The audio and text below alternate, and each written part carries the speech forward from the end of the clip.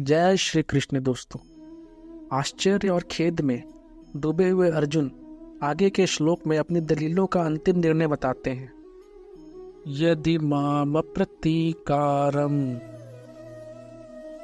अशस्त्रम शस्त्रपाणयः धार्तराष्ट्रारणे हन्यु तन्मे क्षेमतरम भवेत्। अर्थात अगर ये हाथों में शस्त्र अस्त्र लिए हुए धृतराष्ट्र के पक्षपाती लोग युद्ध भूमि में सामना न करने वाले तथा शस्त्र रहित मुझे मार भी दे तो वह मेरे लिए बड़ा ही हितकारक होगा।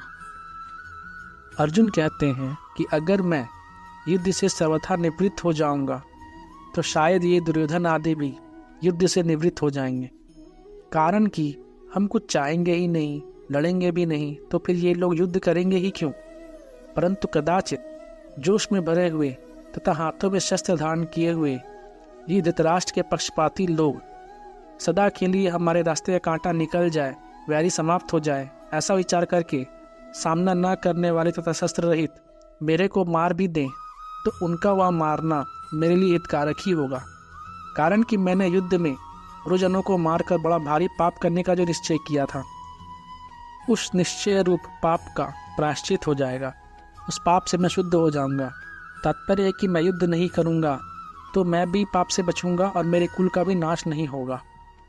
जो मनुष्य अपने लिए जिस किसी विषय का वर्णन करता है उस विषय का उसके स्वयं पर असर पड़ता है। अर्जुन ने भी जब शोकाविष्ट होकर 28वें श्लोक से लेकर बोलना आरंभ किया तब वे उतने शोकाविष्ट नहीं थे जितने वे अब शोकाविष्ट हैं।